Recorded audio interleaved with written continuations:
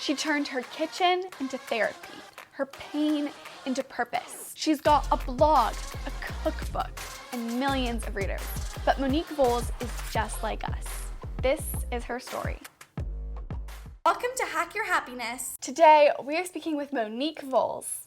Monique Volz! Monique Volz. Monique Volz. Blogger and social media star. Founder of Ambitious Kitchen. It's a popular recipe platform. With more than 1 million followers. In about 1 to 2 sentences, what was a dark moment in your life that turned into a catalyst for your success? Definitely dealing with my father's death, or I guess not dealing with it for a long time, but... And I love your philosophy, which is no bad foods, everything in moderation. What advice would you give to someone who's trying to build a healthier and happier relationship with food and their body? Oftentimes I think about like having a bag of chocolate chips in your pantry, and it's like, if you know that you can have like... Something that I love about your recipes, you share a story or a nugget about what inspired this meal. What's one of your favorite or most standout recipe stories? I always love...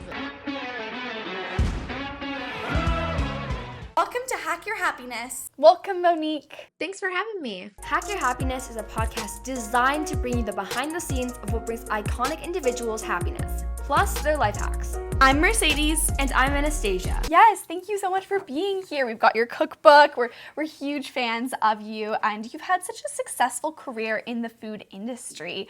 How did you get here today, and what inspired you to pursue cooking and sharing it with the world?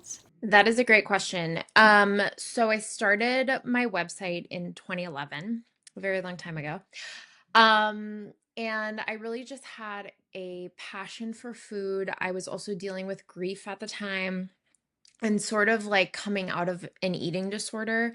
And I wanted a place where I could celebrate food, show myself that it was okay to eat certain things again, and really reconnect to my heritage and my dad. So it was just really kind of like an online journal and a place for experimentation, and building a community. A lot different than sort of being a creator now, but it was very therapeutic for me. So I started that in 2011, and from there it just grew and grew and grew.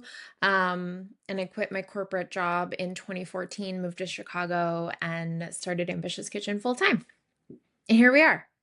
I love that. And I love the fact that, you started something because it was so authentic and genuine and meaningful to you. Mm-hmm. And then you were able to grow that into something that others, can utilize and find meaning in, and grow that into your full-time job. I think that's amazing, and such a thing that so many people aspire for. Oh, absolutely. Yeah. And growing up, you. was your current career something you always wanted to work in and do, or did you have other career ideas? Growing up, I thought I was going to be a lawyer. I really wanted to be a lawyer. I started out as pre-law when I went to college, and then quickly took a couple of marketing classes and switched, and then sort of like got introduced to this food world. I mean, I always knew that I loved to cook and bake, and it was a huge part of my life, but didn't really think about it as something that I would do for my career. However, I met a couple people that had worked at General Mills at the time, and sort of got into the world of the food editors through an internship that I was doing called Minnesota Monthly. And then sort of from there, I think I just knew that I wanted to work in food in some capacity, especially with recipe development, because I just felt so much joy every time I did it. So it shifted over the years. And also I think when you are so young, it's really hard to make a decision without having the experience of knowing like this is something that I'm interested in, until you dip your toes in it a little bit. So it's so funny to me. Anytime I talk to someone that is, going to college for the first time, it's like, they're like, I'm going to be, in business communications or journalism or whatever it is. I think so often it shifts for so many people because you don't really know. You just kind of go in with this general idea of like, this is who I'm going to be, and this is what I'm going to do. But I think once you experience something for the first time, it can easily just change. So yeah. I love that. I think that's so powerful because a lot of teens can feel like, oh, I had to pick right now as I'm like in grade 12 or grade 11, and I have to figure out what I want to do for the rest of my life. And that can be scary, but knowing that, it can change. You can try different things and realize that, your whole life isn't on a set trajectory as soon as you choose your major or minor. Like, there's so much room to grow, and you just have to be open to experiencing new things and taking new opportunities. Yeah, exactly. And I think that's why, especially like for young women in college, I always say, like, go study abroad, like, go see the world, talk to other people that aren't in your normal friend group, or the people that are necessarily in your type of culture that you live in, because once you're exposed to something, you just never know what can happen. I love that idea of like trying things outside of your comfort zone, like, talking to people you wouldn't normally talk, taking up a extracurricular you wouldn't necessarily envision yourself pursuing, because that's the only way, like, you don't know what you don't know. And so maybe you Yeah. will love this thing that you never could have imagined. Like, I know when Anastasia and I first started our podcast, or got the idea for our podcast, we never even had imagined prior to that like this could be something we wanted to do, and we were like, no one would care, no one would listen, and like realizing Yeah. we've been doing it for almost 2 years, like how much passionate we've grown about it. Absolutely, but not yeah. being self-limiting, like not Yeah. saying this is something I can't do because of this and this and this, being like, I can do that, I can try, and not like putting yourself down first. Yeah, I think a lot of times you really don't know until you try, and oftentimes we're so focused on the perfectionist aspect of it and making sure we get it right, but that we're afraid to start. And so I think that is just the most important thing, is starting it. If you're passionate about it, if you want to try it, you have to just start. Yes, I love that message.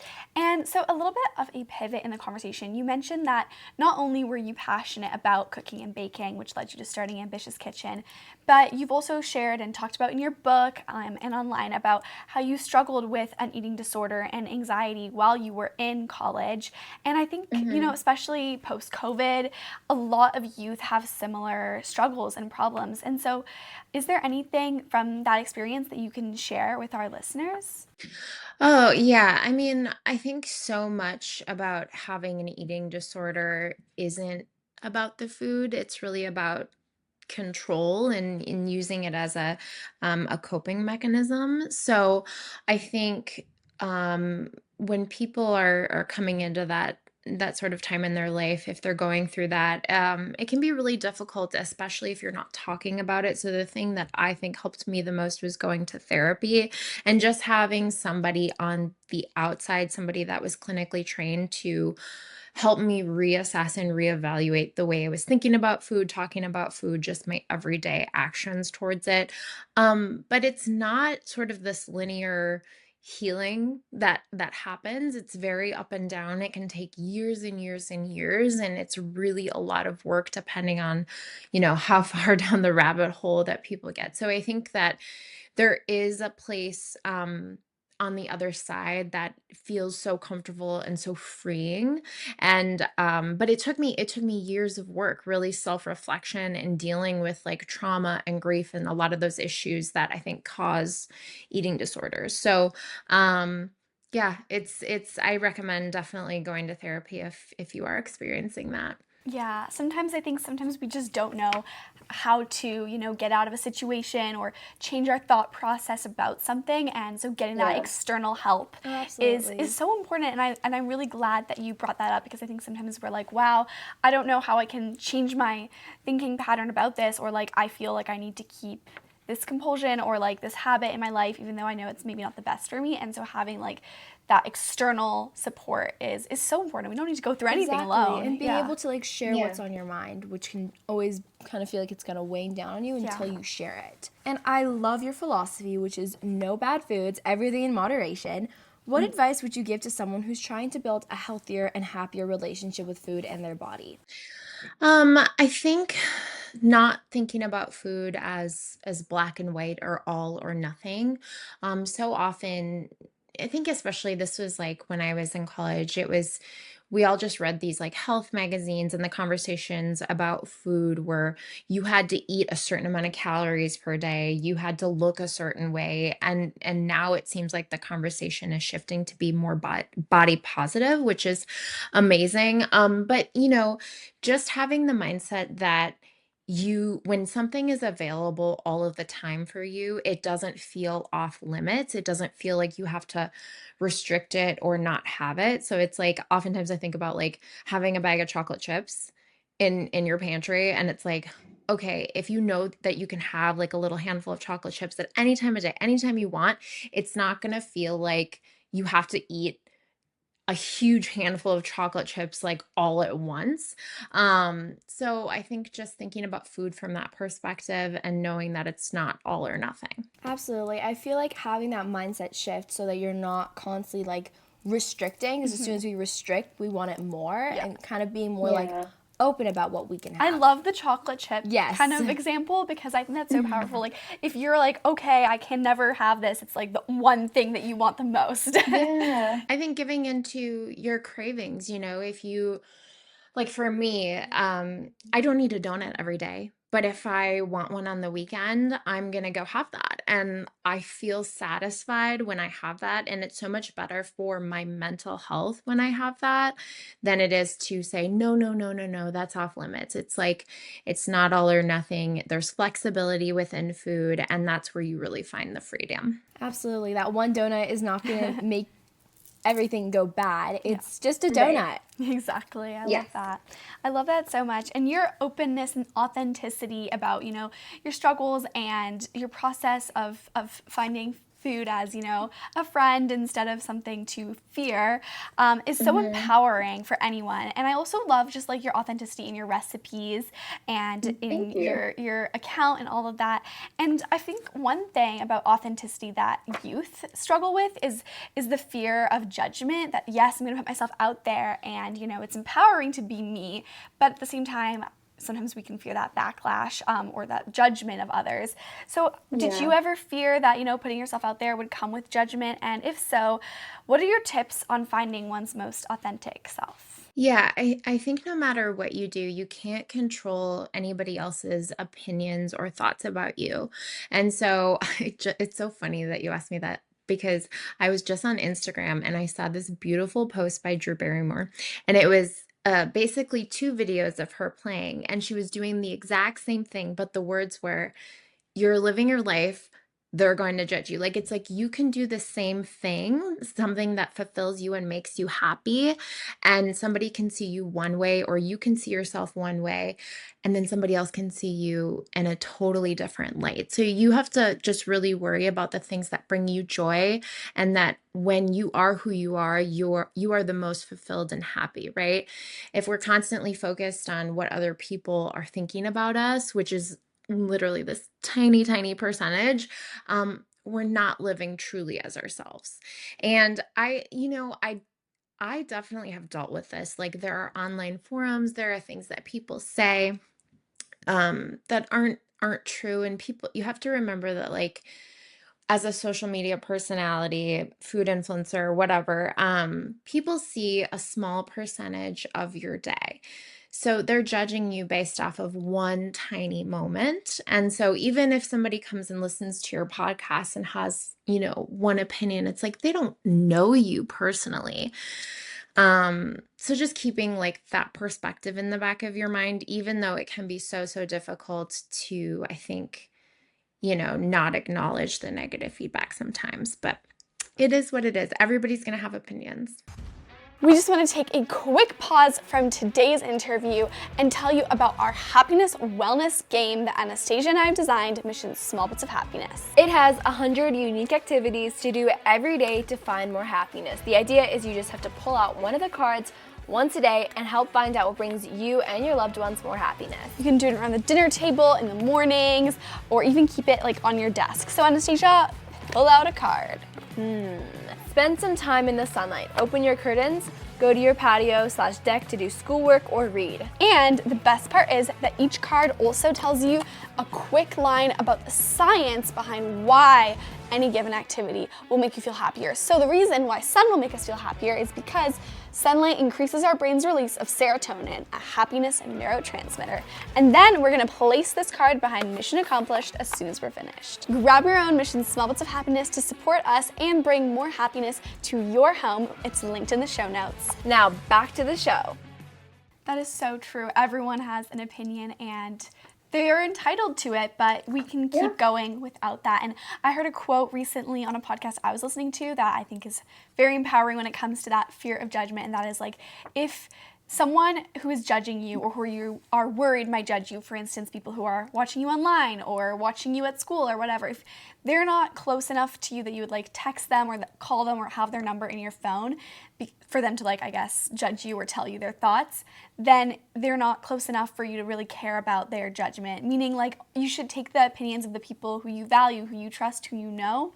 And then otherwise, there's too much noise. And if we're always worried about what others think about, we're not ever going to do what we really want and what brings us the most happiness and joy. Yeah, that's very, very true. I love that. And I also find that like thinking about like if you're always worried about, you know, how other people are going to view you and you're like changing the way you're acting or what you're saying you're interested in, and then those people that you want to like then do like you because of that, it's like, do they like you for the image that you put out, or do they like you for who you really are? Yeah. And if you're putting your most authentic version of yourself forward, you know the people who are surrounded by you, they really enjoy your presence because they choose to spend time with the most authentic version of you instead of a version that isn't even that accurate. And the cooking and working for yourself and content creation industry can be very intensive, demanding, and stressful. There's always more content to be made and another recipe to be perfected. What is your advice for others to finding balance in one's goals and daily life? I think setting a schedule for yourself is really important. Obviously, everybody's kind of workflow is different and how they like to work, but I think what works best for me is having set days where I'm developing recipes and other days where I'm kind of like more responsive to my team, or I'm writing, or I'm working on other tasks. So, for example, right now we're going through a website redesign, and so it's kind of like every Monday, Wednesday, Friday, I have certain times set with my team where I've blocked that. And that's the time where we have to go over feedback from our designer for the website redesign. Now, that won't be forever, but it's been really nice to kind of just know that that's on my calendar and that's what to expect. But I think it is a struggle, especially as a mom, and like my kids get sick sometimes, or they have school activities or other things that I'm trying to navigate. So just understanding that everybody kind of deals with that sort of thing. Everybody's got their own stuff going on and we're all trying to set our schedules. But I think working towards your goals in addition to like setting your tasks that you always need to have is important. So time blocking for sure. I love the idea of time blocking. And it's definitely something I'm trying to incorporate more into my life, especially back to school season and all of that. And I love what you said about, you know, having that time blocked off, knowing what's coming, because I think sometimes it's easy to like sit down and be like, okay, I have to do this, I have to call this person, I have to, you know, drop that off, and just looking at that list ahead of you or like trying to navigate whatever has to be done can be so extremely overwhelming, and then we're like frozen and we're like, oh, I'm just gonna like not do it because it's too stressful. I think when you can like look ahead and be like, okay, at 9 a.m. I have to do this, at 1 p.m. I have to go there, it's so much easier, right? Yes. And I think also like prioritizing your tasks in terms of what's the most important to what's least important is great. Like there's definitely things that can flow to the next day. You're like, if I get to them, I get to them. But I mean, I don't know about you guys, but I feel like my to-do list is never ending. Like it's constantly like I'm never achieving everything on my to-do list for the day, but that happens. But I think if I can get like the 3 most important things done, that is definitely critical. Yeah. Absolutely. I feel like, knowing that there is some fluidity and like what you can do, it doesn't always have to be, I need to do 100 things by the end of today, and if I don't, it's going to be bad. Like, you can always be like, you know, I can push this on to tomorrow. It's not that big of a deal, but then it'll just be a bigger priority. I like to think about like, what could I focus on that's like actually going to move me or my goal forward? Like, say my goal is to, you know, I don't know, get ready for a test tomorrow, then what's going to move my goal forward is studying. Or, you know, what's not going to move my goal forward for that is like preparing for the presentation I have to give in a week. Like that is something that could be put off, for instance, until another day. So just realizing like what's going to move your goal forwards the most. And so going back to the beginning, when you started Ambitious Kitchen in college, you were a young adult. And I know a lot of people who listen to our podcast are young adults or teens or parents of that age demographic. And sometimes I think following our passion at a young age can be overwhelming because we're in school and there's a lot going on. So what are your tips for teens and young adults to follow their passion even while in school? So it's probably not something that you're gonna want to hear. But when I was pursuing my passion, I literally put all of my time and energy into it. I like neglected certain parts of my life that I felt like were like less important than achieving my goals. And that's probably just how my personality is wired a little bit. But I really had to let a part of my social life go in order to move the needle forward towards my goals. And I did that for, 1 to 2 years, but I saw great success from it. So I think, and I was making connections elsewhere, right? Like I think a part of my like nightlife social like stuff kind of went to the wayside, and I focused on like the social aspect of building my connections with what I was trying to do with my life. Um, but yeah, it's just I felt like everything outside of work and school was focused on building what I wanted to create. Definitely. You have to focus your energy somewhere. You have like 100% of your energy and you have to divide it out and find what you prioritize. And yeah, it's definitely very important to Yeah. kind of block off like where you want that energy to go so you can grow, whether your social life or whether it's your business or whether it's your grades, you have to focus on certain areas. You can't have it all. Yeah, and that's an important reminder, and it's also so cool to like know that like I think sometimes we look at these influencers or people online and we're like, oh, they're so lucky they blow up overnight, but it's like there's years of work and connections and effort behind that, and I think it's so important to acknowledge that. Yeah, yeah. And I think just, I think continuing to learn about what you want to do and never like settling even with what I do now. It's like I feel like there's constantly a learning curve. Like I constantly have to build my brand and think about different ways to reinvent. And so yeah, just continuing to challenge yourself. And the word ambitious has been a really core part of your business. What does this word mean to you? I think the word ambitious is really interesting because it kind of seems a little bit daunting to some people, right? Like if you think about it in terms of food, it can feel like something's going to be really challenging, right? But for me, the word ambitious kind of just represents like where I'm at in my life. I think when it comes to food, like making it accessible, making it exciting, and particularly for my brand, I'm really focused on making foods more nutritious. So the whole ambitious aspect was how do I infuse nutrition into these recipes that typically aren't? Especially when it came to recipes from my heritage, because my mom's side is Puerto Rican and a lot of the food was just a little bit heavier. And so, how do I make food still taste good, but also be good for me? And that was kind of where I started. That felt very ambitious for me and also achieved like the goal of I want to fuel myself, but I also want to eat really deliciously. I still want it to be, nourishing and comforting at the same time. So that's kind of what it meant for me. And I think there was this whole community that sort of felt the same way.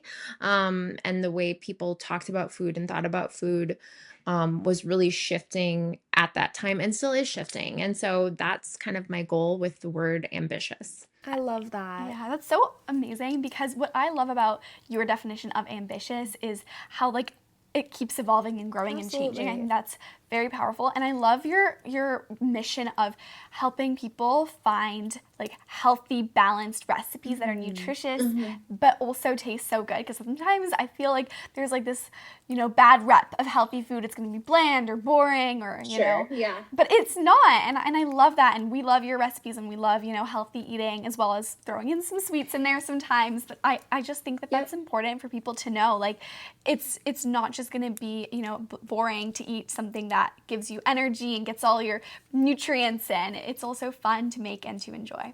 There's something special about using the word ambitious and tailoring it towards like what that means for you. So some people it's like, oh, I'm dairy free. Like I need to make it this way, this particular way. And that's sort of like a challenge for me. Or I'm cooking or baking for somebody else who can't have certain things. And so there's so much flexibility with food now. And like, I think people eat different ways. And so my brand is really about being all encompassing for that. I love that. It's constantly adapting. Exactly. Yes. And congratulations, Monique, on your best-selling cookbook. Thank you. Yes, amazing. And what was the most rewarding and most challenging aspects of creating it? The most rewarding was definitely going on tour, even though it was really exhausting. But I think meeting people in real life and just hearing about all of the recipes people have made for years and years and years and why they love Ambitious Kitchen and sort of what it meant to them, that was really, really special to me.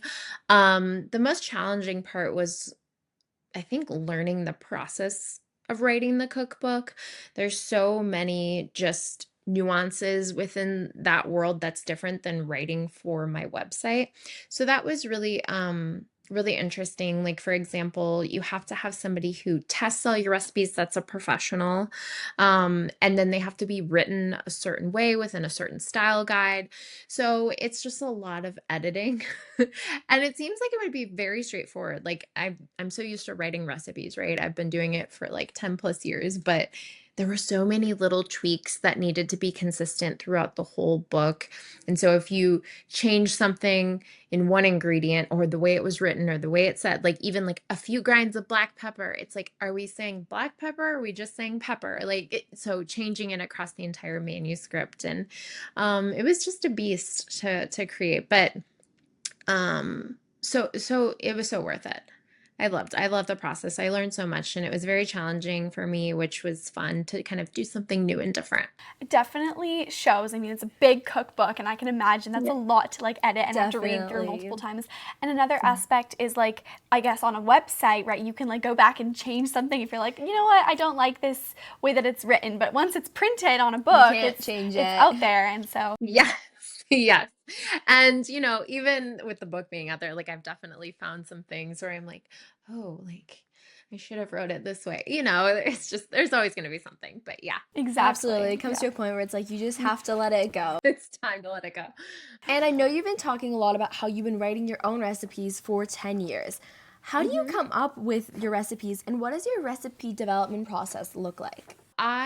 It's a number of different ways. Sometimes I go to a restaurant and I'll see a flavor combination that really inspires me, or I will try something for the first time and I'll come back and I'll think, wow, that would be, maybe I had like a pasta with roasted cauliflower and grapes, or something, and like a Calabrian chili breadcrumb. Maybe I want to take that and those flavor combinations and put it into a salad. So things like that. Or I'm inspired by my mom or my grandmother. So a lot of like classic recipes that then I will take and kind of like put my own nutrition twist on it.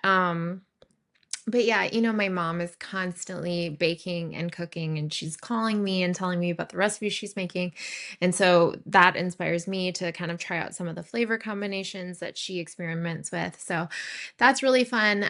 But I think just everywhere, it's a little bit of everything. And then because I really know ratios now when it comes to baking, especially with gluten-free stuff, like grain-free, sort of like almond flour, coconut flour, oat flour stuff, I can sort of understand like the liquid versus dry and what's going to work and like the texture and the consistency.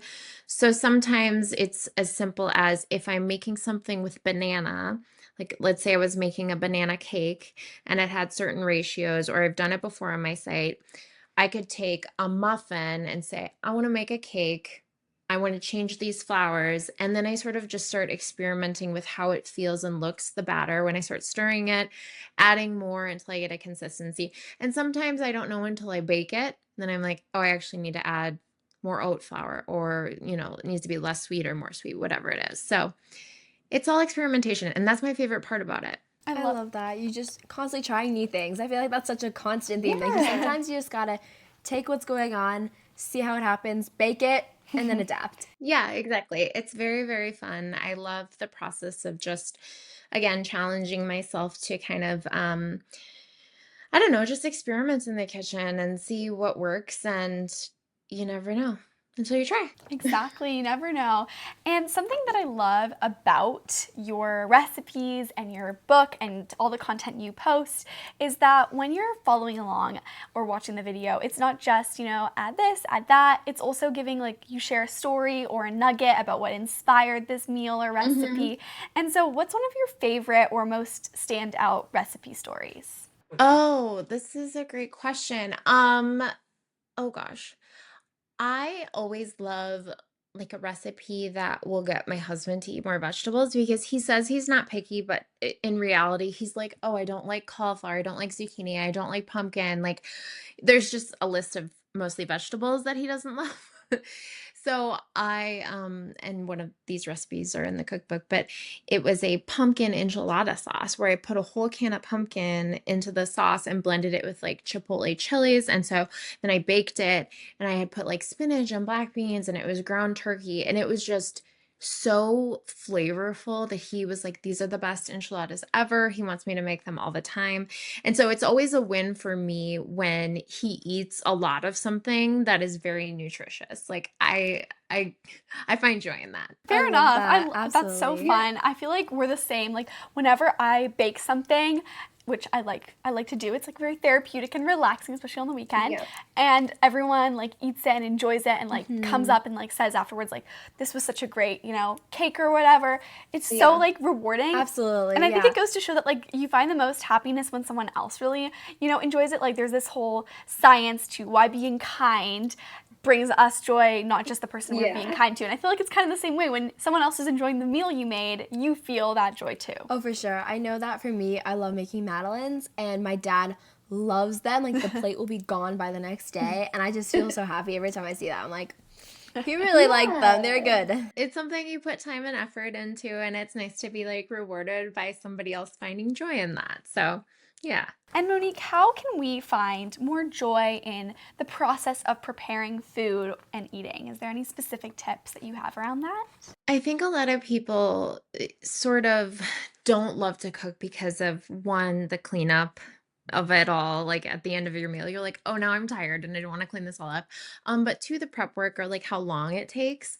So I think I have found a couple of tips and tricks that I like to do. So if I have time, I'm always like chopping little things. It's like 10 minutes of prep time will save you so much time, like when you're making the actual recipe.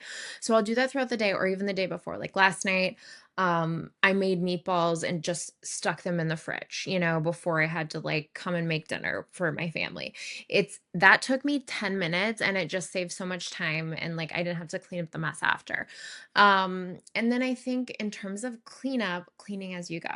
A lot of people don't do this, surprisingly, but it's like if you're simmering stuff on the stovetop, you don't need to sit there and watch it. It's like, okay, go throw some things in the dishwasher or get things set out and like your plate's ready to go.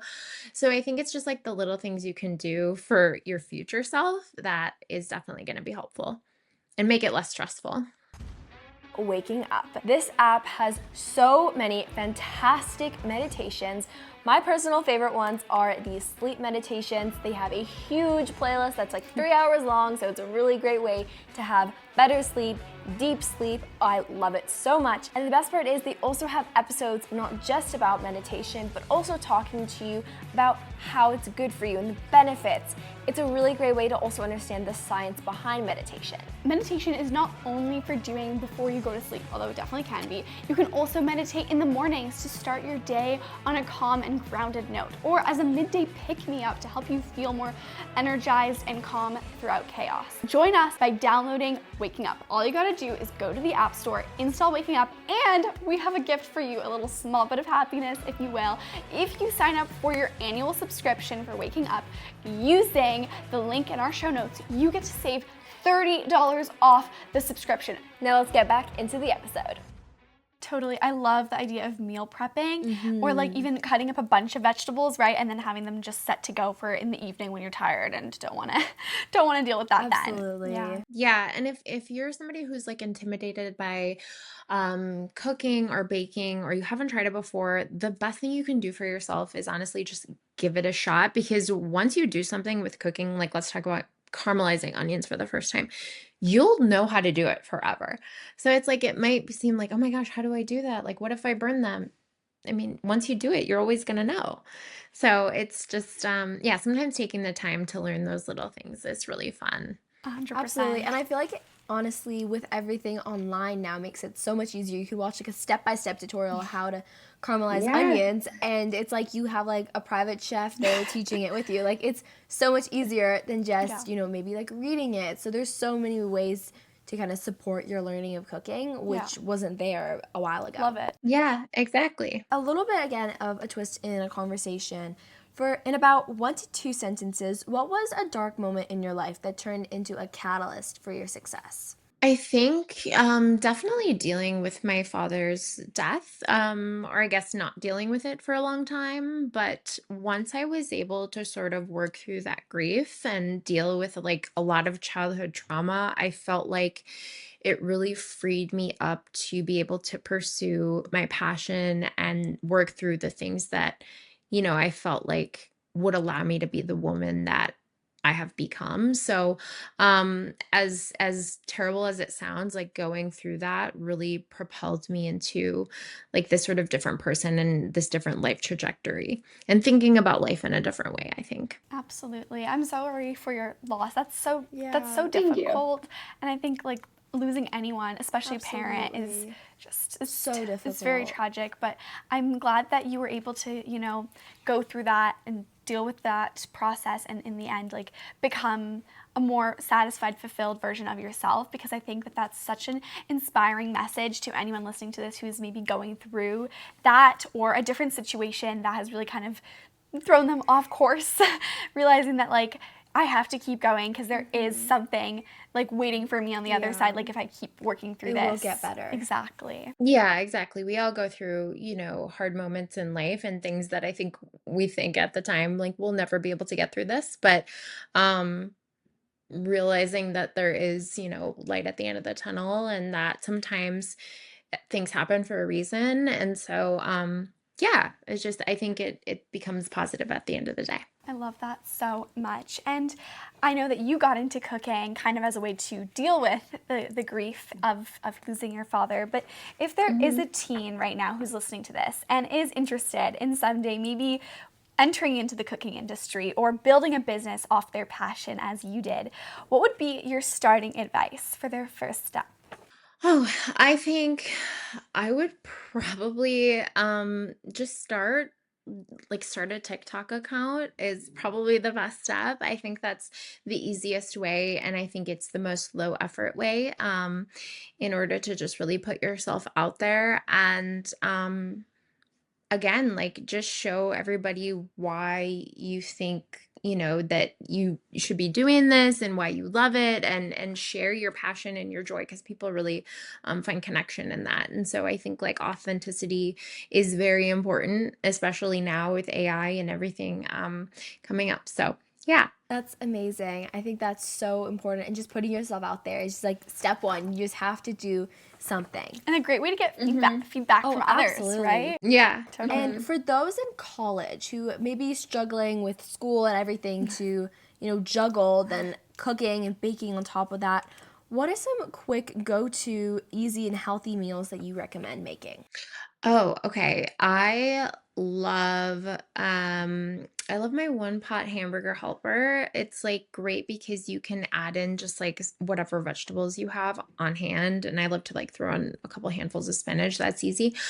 Personally, for me, if I have a busy week, I love making like a veggie packed quiche with like some cottage cheese and just reheating it with like some chicken sausage. I think food doesn't really have to be complicated, especially when you're busy. I think if you have some free time and you love to bake, like batch do it, freeze some muffins, freeze some cookie dough so that you can just pop the cookie dough into the oven, whenever you have a craving.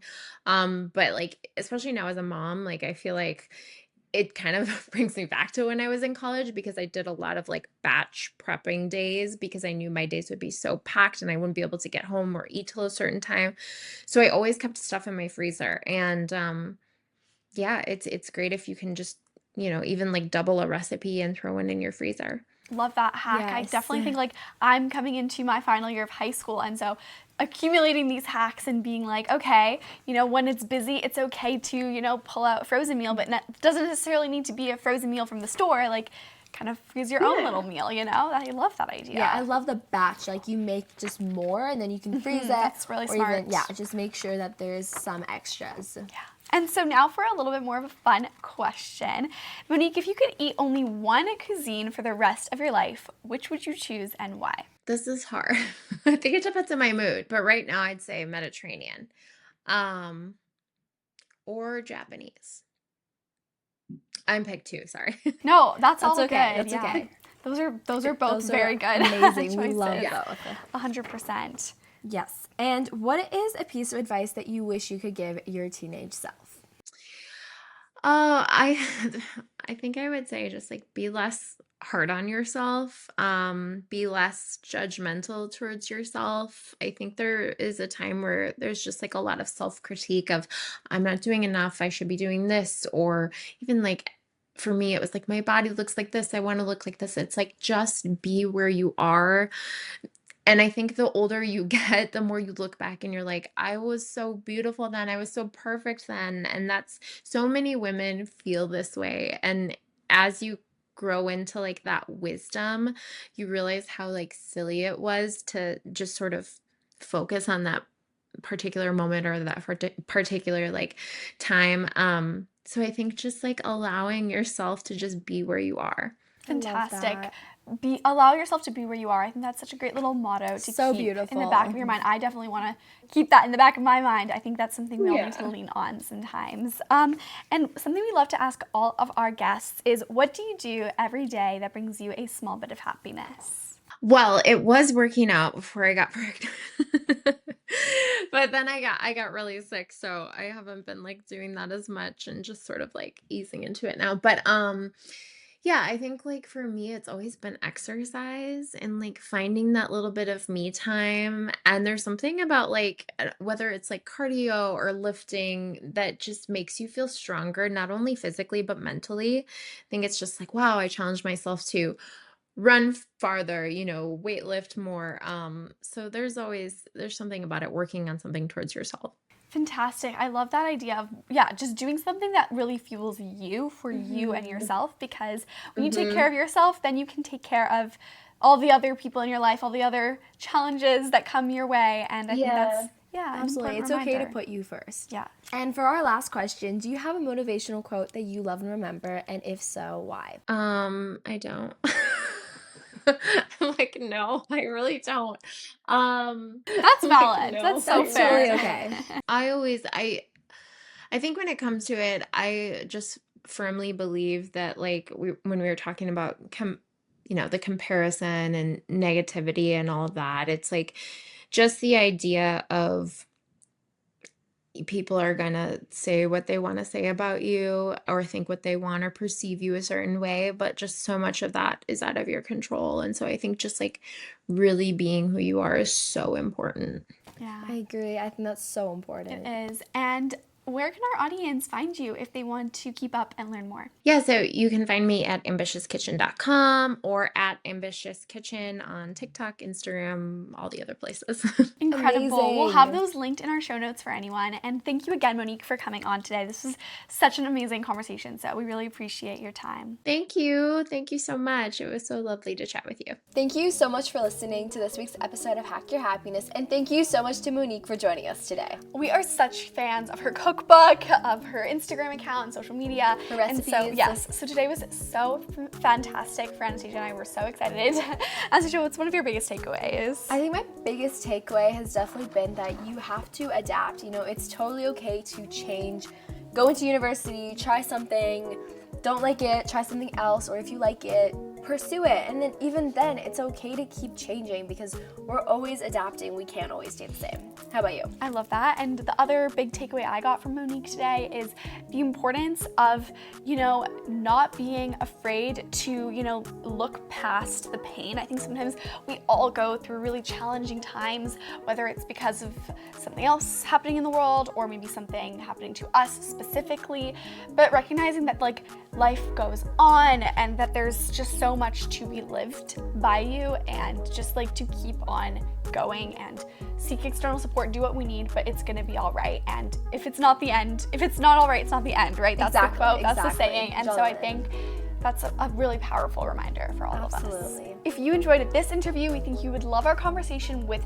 Nancy Easton. Nancy is the founder and director of Wellness in the Schools, and in our conversation, she unveils all of the secrets and hacks for how to eat healthy, how to move away from home, and how to best navigate that transition, as well as how to create an impact in the lives of others. I was running a school, and I really saw firsthand the impact of poor diet and lack of physical activity. Kids would come to school with a bag of chips that was pretty large and orange, and a bottle of soda which was also large and orange. Not only did they have orange fingers and orange tongues from their breakfast, but they could not walk a flight of stairs without having to stop to catch their breath. You can listen to our interview with Nancy Easton now. It's linked in the show notes. If you enjoyed this week's episode of Hack Your Happiness, please leave us a 5-star review from wherever you're listening. It really helps us out, and it really helps other people to also know to come and join the happiness family. And on that note, please bring us a small bit of happiness by following this show on whichever podcast listening platform you're on now. It's completely free, and it truly, truly means the entire world to Anastasia and I, and helps us keep growing this show and keeps Hack Your Happiness improving with each and every episode. See you next time!